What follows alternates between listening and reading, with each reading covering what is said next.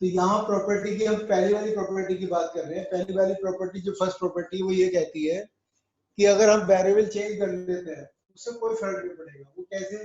अगर मान लीजिए इसका इंटीग्रेशन करके मान लीजिए फंक्शन जो आता है वो fx आता है, अगर हम इसमें लिमिट अप्लाई करेंगे तो ft माइनस एफ हो जाएगा।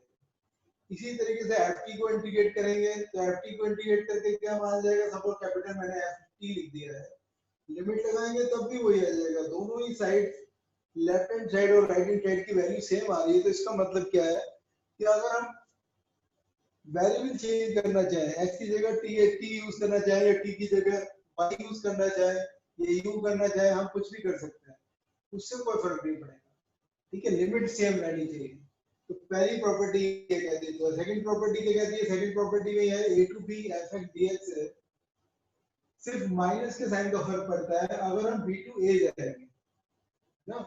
माइनस का साइन का फर्क कैसे पड़ेगा? यहाँ पर आपने जो है इसको अगर आप खोलते हैं, इसको ओपन करते हैं, जैसे माइनस साइन अगर आपने लिखा हुआ है, ठीक है, माइनस साइन को अगर खोलेंगे तो कितना आ जाएगा? ये F A minus F B हो जाएगा, है ना। सपोज करो इसका इंटीग्रेशन करके फंक्शन एफ एक्स आता है, एफ एक्स आएगा तो लिमिट आप लगाएंगे तो F A minus F B हो जाएगा। माइनस से मल्टीप्लाई करेंगे तो कितना हो जाएगा? वही F B minus F A हो जाएगा, है ना। तो ये दोनों ही जो है, सिर्फ ये जो माइनस का साइन है, माइनस का साइन क्यों आ रहा है? क्योंकि हमने लिमिट को इंटरचेंज किया है। अगर लिमिट को इंटरचेंज करते हैं तो माइनस का डिफरेंस आ जाएगा। ये सेकंड प्रॉपर्टी है, इसका नाम P1 रखा हुआ है आपकी बुक में। ठीक है, तो दो प्रॉपर्टी है ये, जो P0 और P1। उसके बाद नेक्स्ट प्रॉपर्टी की हम बात करते हैं।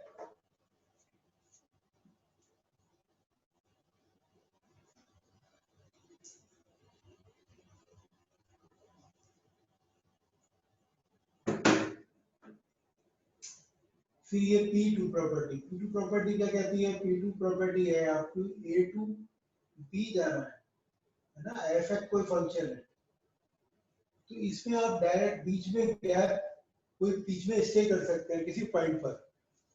A to B के बीच में कोई पॉइंट अगर सपोज करो C लाई कर रहा है A to C, तो fx dx plus C to B जा सकते हैं, उससे कोई फर्क नहीं पड़ेगा। ठीक है भाई, आप A to B जाना है तो A to B के बीच में अगर C पॉइंट कहीं लाई करता है, जैसे से दूसरी जगह है, ठीक है, ये फंक्शन अगर कंटीन्यूअस है तो बीच में किसी पॉइंट पर हम स्टे कर सकते हैं। पहले हम A to C निकालें, फिर C to B निकाल सकते हैं, तो A to B की वैल्यू वही रहेगी।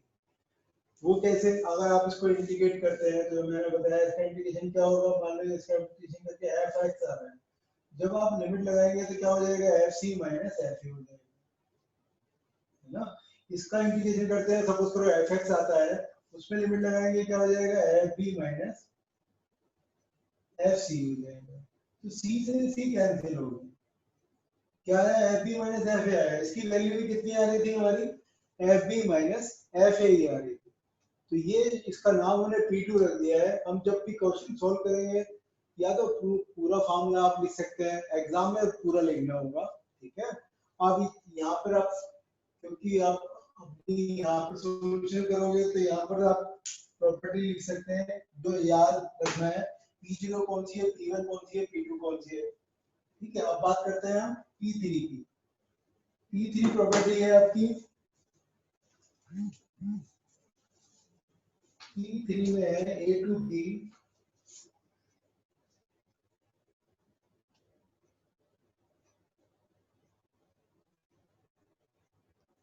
fx dx इक्वल टू होता है f a plus b minus x dx। a plus b minus x dx, ठीक है। तो इसमें जो है ये दोनों सेम है, ये आपको अलग लग रहे हैं, तो इसको हम सेम, ये कैसे सेम है ये हम बताते हैं फिर सॉल्व करके इसको। इसमें आप क्या करो, इसको हमने सॉल्व करना है, इसका इंटीग्रेशन करना है। तो इसको हम इंटीग्रेशन करने के लिए हमने लेट कर लिया, लेट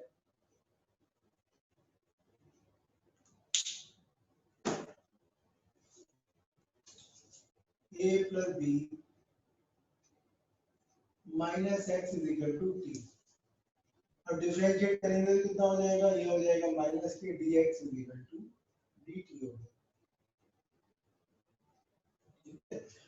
अब हमारे पास जो राइट हैंड साइड है उसको सॉल्व कर रहे हैं हम, राइट हैंड साइड को सॉल्व कर रहे हैं। राइट हैंड साइड में हमने यूज किया a plus B minus X की जगह हमने टी पुट कर दिया तो ये एफ टी हो गया, और ds की जगह हमने पुट किया तो ये क्या हो गया, माइनस के dt हो गया। अब आप लिमिट लगाओगे, लिमिट क्या है आपकी, लिमिट है आपकी a टू b। अगर हम x की जगह a पुट करते हैं तो b आ जाएगा, b की जगह अगर हम a पुट करते हैं, है ना, b की जगह x की जगह अगर a पुट करते हैं a कैंसिल हो जाएगा, तो यहाँ पर कितना आएगा, यहाँ b आएगा, यहाँ पर a आ जाएगा।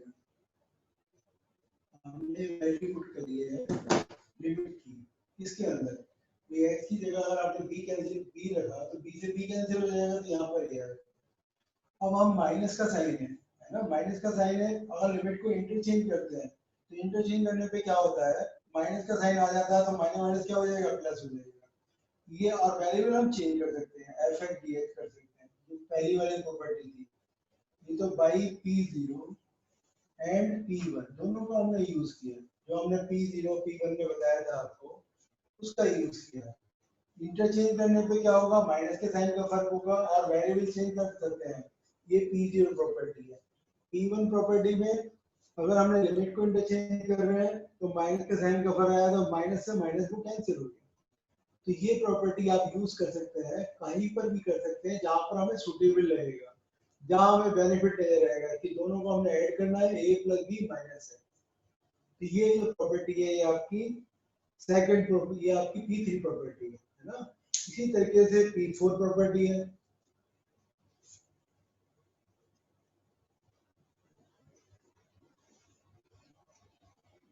तो ये मैंने प्रॉपर्टी जो है यहाँ पर लिख देता हूँ, ये आपको समझना है कि प्रॉपर्टी कैसे की है। ये सेम इसी तरीके से p4 हो जाएगी, जैसा हमने इसमें ऐड किया है वैसे ही इसमें ऐड करेंगे, 0 to a F X D X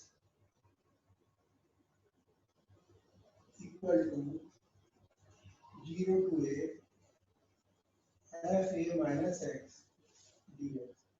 तो इसमें कुछ नहीं है की जाती, जो ये इसी की प्रॉपर्टी का पार्ट है।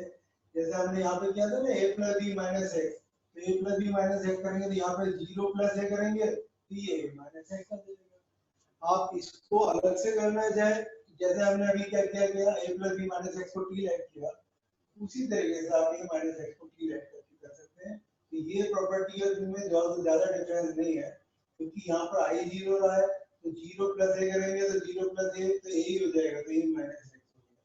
तो लोअर लिमिट कहीं पर भी 0 है, अपर लिमिट a है, तो इसका हम यूज कर सकते हैं, a माइनस एक्स कर सकते हैं, उसमें कोई फर्क नहीं पड़ेगा, है ना। देखने में और लगता है कि a माइनस एक्स करने के बाद भी कोई फर्क नहीं पड़ता है, हम इसका इंटीग्रेशन में यूज करते हैं।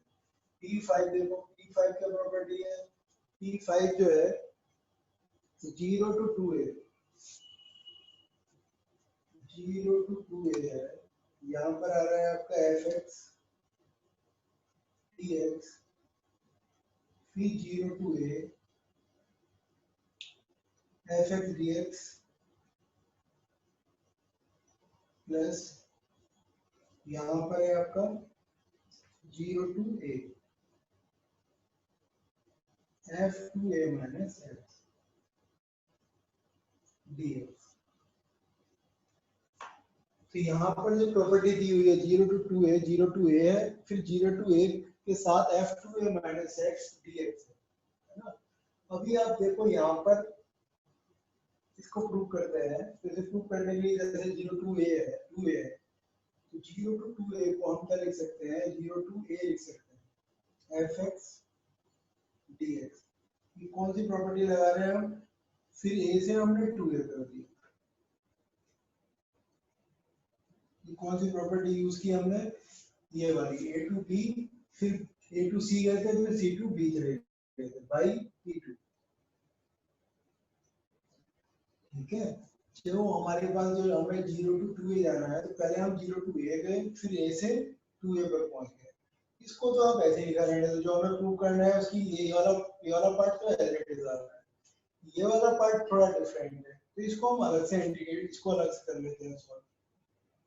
ठीक है, तो इसे सॉल्व करने के लिए ये आपका, अगर हम जो है ये जो वैल्यू दी हुई है 2a माइनस एक्स, ये जो पार्ट है आपका जो यहाँ पर 2a माइनस एक्स है, ये दोनों पार्ट कैसे हैं, दोनों इक्वल है, ऐसे इक्वल है। देखो इसकी जो राइट हैंड साइड है, तो राइट हैंड साइड को अगर हम सॉल्व करते हैं, आप इसको ऐसे समझो, तो इसको मैं राइट हैंड साइड ही सॉल्व कर देता हूँ, इसको तो ऐसे निकाल देता हूँ, ये 0 to a है, इसको अभी ऐसे ही निकाल देते हैं 0 to a, पहले सिर्फ इसी को सॉल्व कर लेते हैं, 0 to a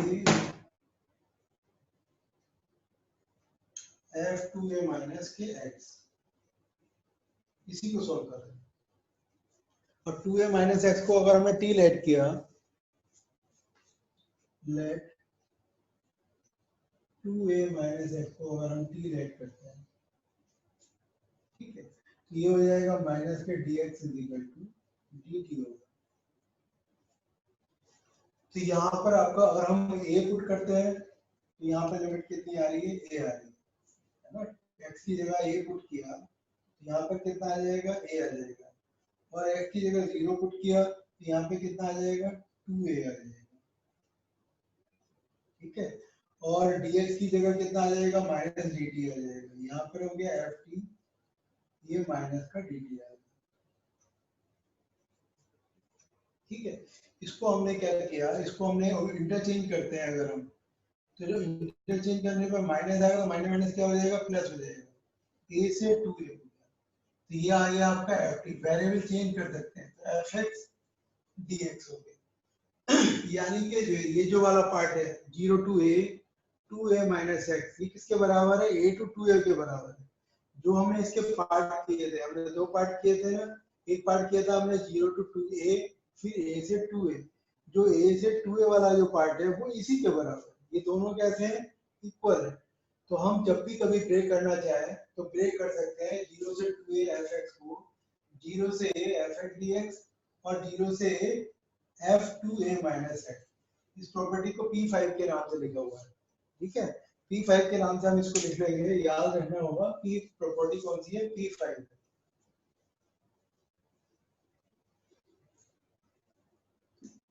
चलो अब मैं जरा कुछ क्वेश्चन आपको कराता हूँ, जितनी प्रॉपर्टी आपको बताइए, कुछ प्रॉपर्टी आप यूज कब समझने में थोड़ा आसानी हो जाएगी। अभी एक दो प्रॉपर्टी बाकी है, उनको बाद में करेंगे, कुछ क्वेश्चन आपके हो जाएंगे तो आपको समझ में आ जाएगा कि कैसे हमें यूज करना है, प्रॉपर्टी को समझने की थोड़ी आसानी मिलेगी। यहाँ पर देखो,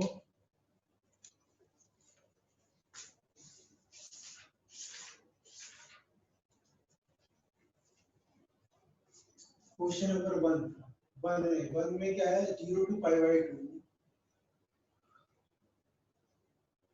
cos स्क्वायर x dx, इसको इंटीग्रेट करना है, इसको हमने क्या ऐड कर लिया, i ऐड कर लिया है ना, ये i के बराबर। तो हमने ये बताया था 0 to a होगा, है ना, 0 to a होगा तो a माइनस एक्स हम कर सकते हैं, तो हमने वही वाली प्रॉपर्टी हमने यूज कर ली, 0 to π/2 है, तो cos स्क्वायर π/2 माइनस एक्स लिख लिया हमने। ठीक है, वैसे आप cos स्क्वायर इसका इंटीग्रेशन करते हैं तो 1 प्लस cos 2x अपॉन 2 लिखते हैं।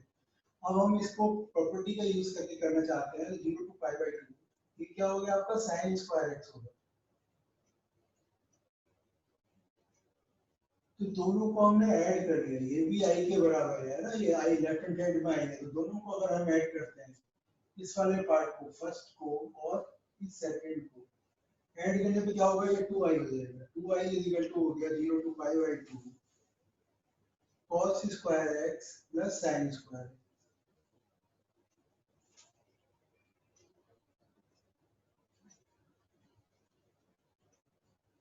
इन दोनों को ऐड किया तो cos square theta plus sin square theta 1 होता, तो 1 हो गया, 1 का इंटीग्रेशन क्या हो जाएगा, x हो जाएगा, है ना।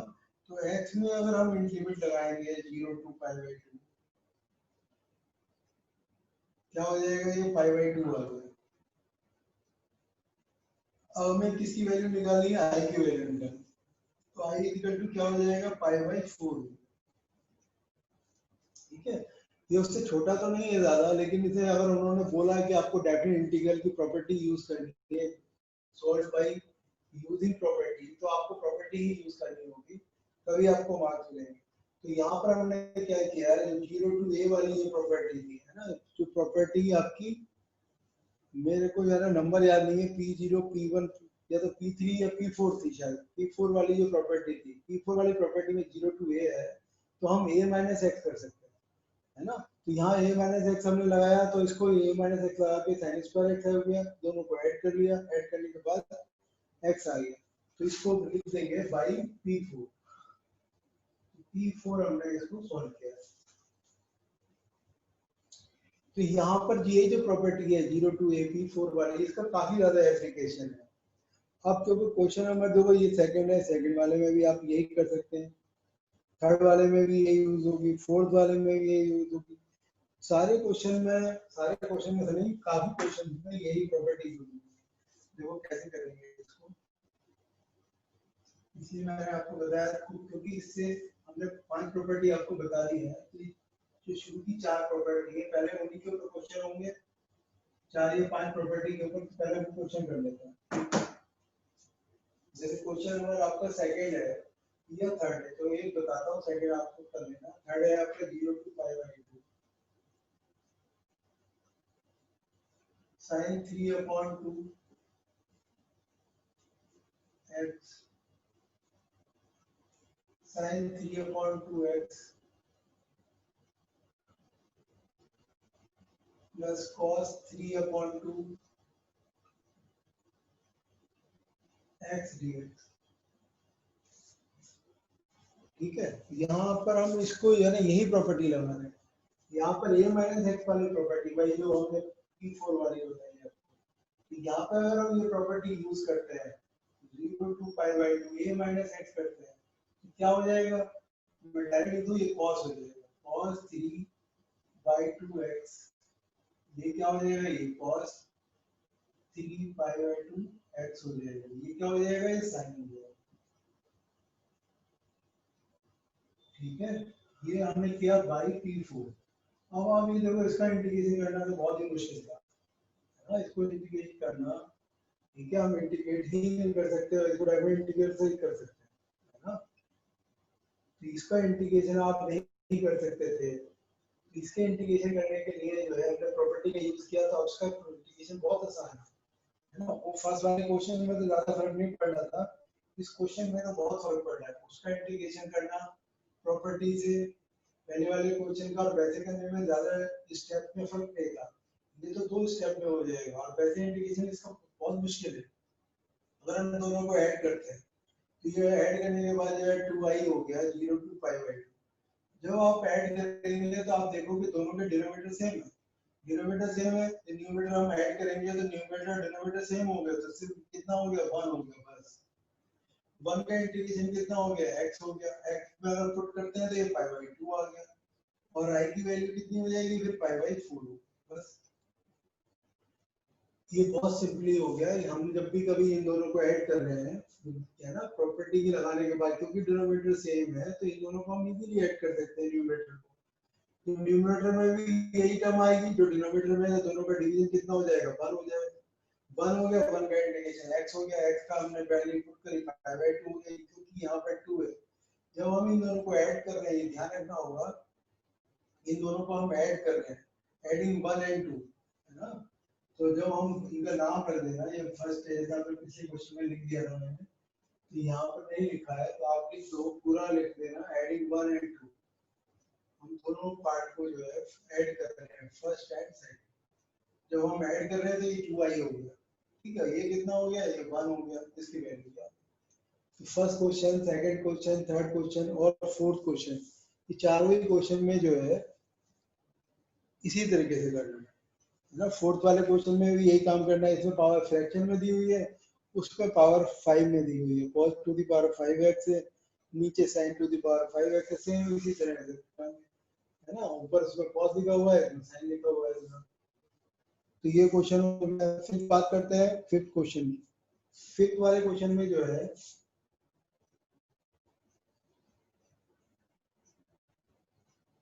-5 to 5 x + 2।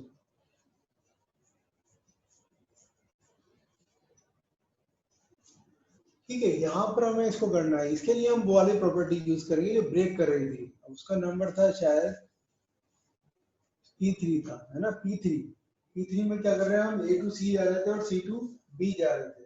वो जो प्रॉपर्टी P0 तो प्रॉपर्टी थी वेरिएबल चेंज करने की, P1 थी आपकी, इसमें हम लिमिट को इंटरचेंज कर रहे थे, और P2 थी जिसमें A to C, P2 वाली प्रॉपर्टी थी। P2 वाली प्रॉपर्टी में आपको क्या करना है, ब्रेक करना है। अब जैसे ये x + 2 है, तो x + 2 को जो है आप x + 2 को 0 के इक्वल रख दो। x की वैल्यू कितनी हो गई, -2। तो ये दो पार्ट में डिवाइड कर रहा है, -2 यहाँ पर है, -2 को मार्क कर लो, इधर का प्लस ले लो, इधर का माइनस ले लो, ऐसे कर लो। ठीक है, -5 से लेके कहाँ तक, -2 तक, इसकी वैल्यू जो होगी वो नेगेटिव होगी। -2 से लेके +5 तक इसकी वैल्यू पॉजिटिव होगी। चाहे आप ऐसे जैसे आपने करा हुआ है ना, ये कैसे करते आए हो, आपको प्लस माइनस मॉडल्स की वैल्यू कैसे फाइंड आउट करनी आती है, वैसे आप कर सकते हो, तो इसमें कोई खास चीज नहीं है। मैं इसको इंटीग्रेशन करके आपको लिख के कैसे लिखना है वो बता देता हूँ।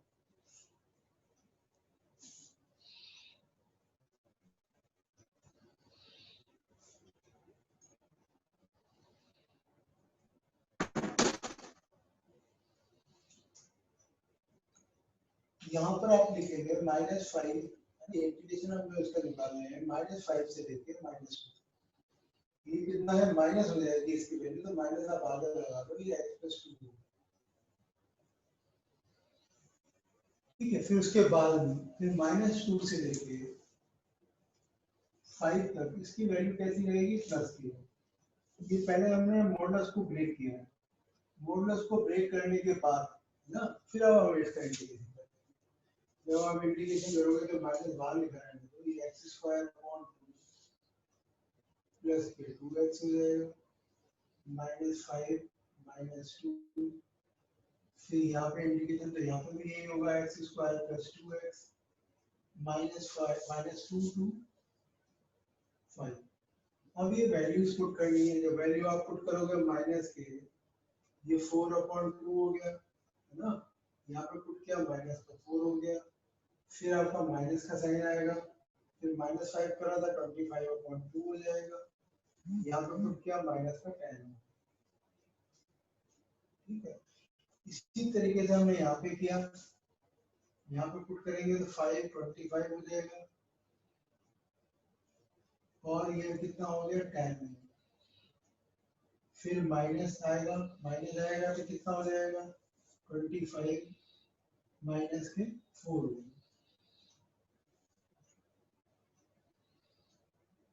24 सॉरी, जब -2 पुट करेंगे तो 4 हो जाएगा,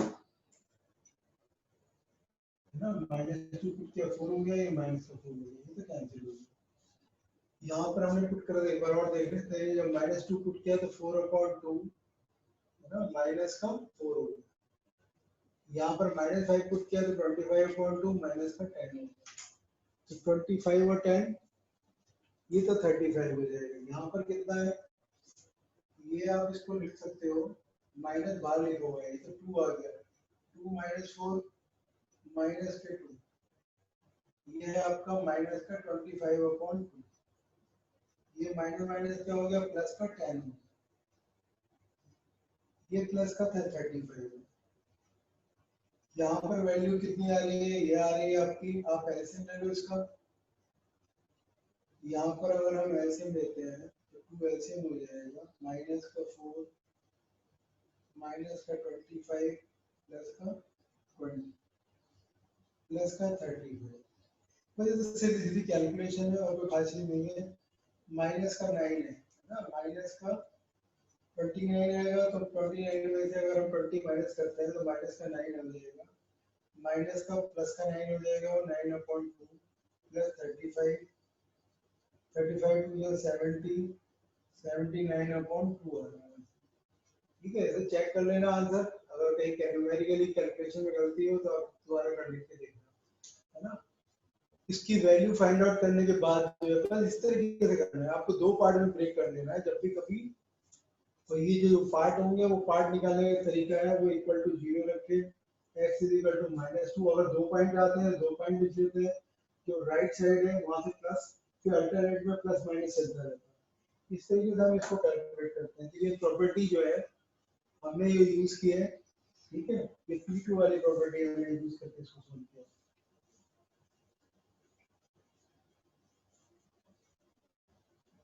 इससे थोड़ी कैलकुलेशन बड़ी हो जाती है क्योंकि हमें दोनों बार लगानी पड़ती है, ऊपर वाली लिमिट भी और नीचे वाली लिमिट भी, है ना। और दो पार्ट में क्वेश्चन डिवाइड हो गया, कहीं हो सकता है तीन पार्ट में डिवाइड हो तो और लेंथी हो जाएगा, ठीक है। तो क्वेश्चन नंबर जिस तरीके से मैंने 5 किया वो 5 भी इसी तरीके करना है, 6 भी इसी तरीके से करना है, 5 और 6 दोनों सेम। 7 वाले में वही प्रॉपर्टी यूज करनी है पहले हमने यूज की थी P4 वाली। तो 7 बताते हैं, क्वेश्चन नंबर 7 है 0 to 1 x 1 minus x to the power n। देखो वैसे इसका इंटीग्रेशन भी मुश्किल है ना, लेकिन हमने इसका इंटीग्रेशन की जगह अगर हम प्रॉपर्टी यूज करते हैं, प्रॉपर्टी क्या कहती है, प्रॉपर्टी कहती है आपकी a minus x यूज कर लो, P4 वाली प्रॉपर्टी। तो x की जगह मैंने 1 minus x लिखा, ठीक है, यहाँ पर भी x की जगह मैंने 1 minus x लिखा। उसके बाद ठीक है, ये लिखने के बाद क्या हुआ, ये जो 1 है 1 से 1 कैंसिल हो, 0 to 1 1 minus x, ये हो जाएगा आपका 1 से 1 कैंसिल होने के बाद x to the power n हो गया, ठीक है, 0 to 1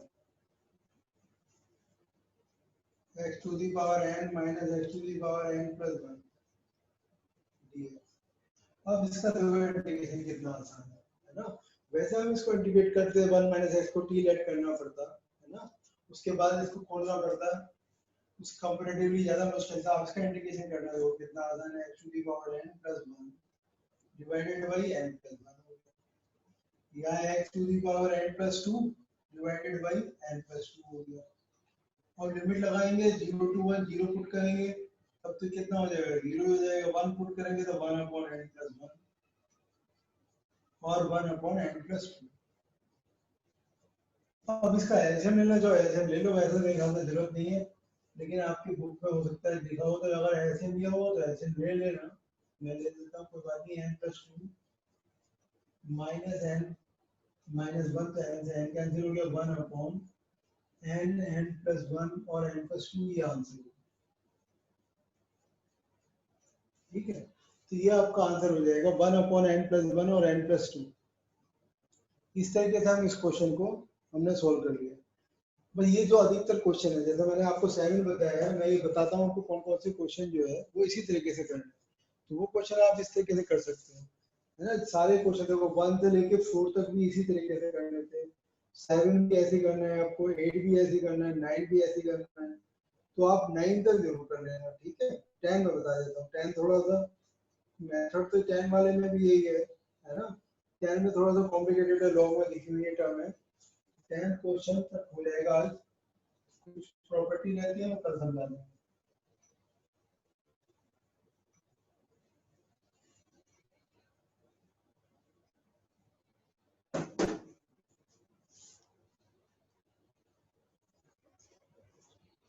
zero to 5/2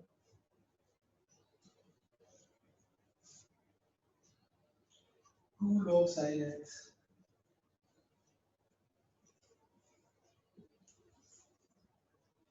minus log sin 2x,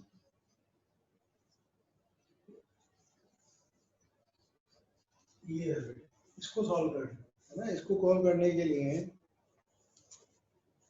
अब आपको क्या करना है, ये आई के इक्वल है, मान लीजिए ये आई के इक्वल है 0 to 5/2 2 log sin x, इसको हमने खोल लिया। sin 2x को हम क्या लिख सकते हैं, 2 sin x cos x। जो 2 sin x cos x लिखे तो log 2 को अलग लिख दिया, माइनस के log sin x को अलग लिख दिया, माइनस log cos x को अलग लिख दिया। सबको अलग अलग लिख लिया। sin 2x का फॉर्मूला तो आपको पता ही है 2 sin x cos x product में है, तो हम उसको प्लस में लिख सकते हैं, लेकिन आगे माइनस की वजह से सारे टाइम जो है माइनस में। उसके बाद 0 to π/2 है, 2 log sin x की जगह log sin x माइनस कर सकते हैं, तो क्या हो जाएगा log sin x हो जाएगा, ये माइनस का log 2 है।